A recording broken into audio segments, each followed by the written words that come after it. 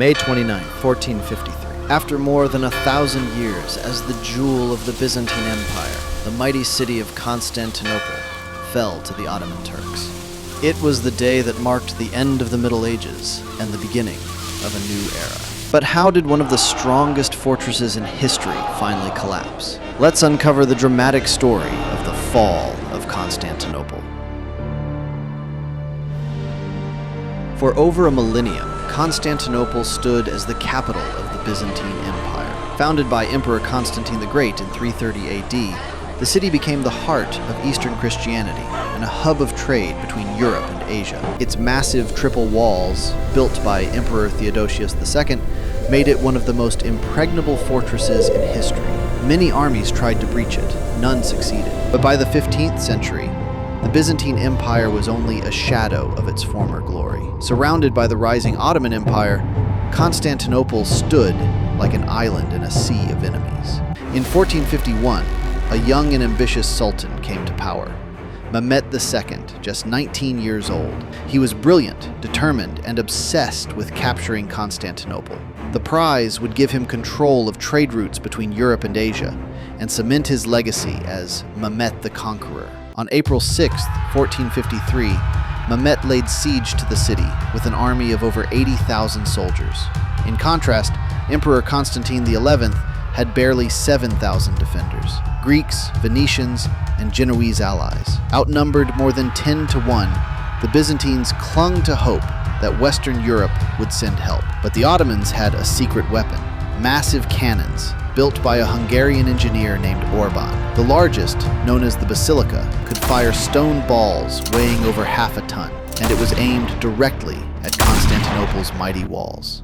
For weeks, the thunder of cannon shook the city. Day after day, Mehmed's army launched wave after wave of assaults, but the defenders held firm. The Great Chain across the Golden Horn blocked the Ottoman navy, and morale inside the city remained high, at first. But cracks began to appear in the once unbreakable walls. Food supplies dwindled, and no European reinforcements arrived. On the night of May 28th, Emperor Constantine gathered his people in Hagia Sophia for one last prayer.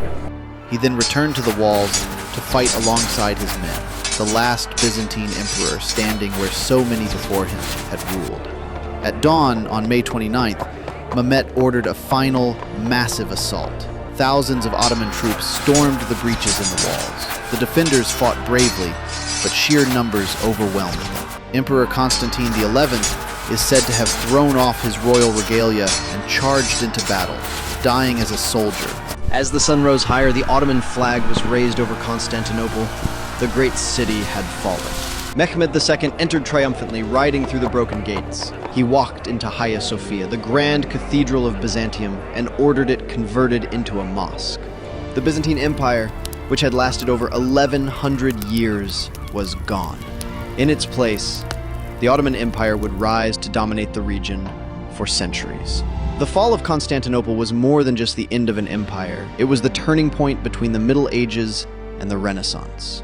Scholars fled west, carrying with them ancient Greek knowledge that would fuel Europe's rebirth. Trade routes shifted, sparking the age of exploration, and the city itself would forever be known by a new name: Istanbul. The echoes of that day in 1453 still shape our world today. What do you think? Was the fall of Constantinople the true end of the Roman Empire?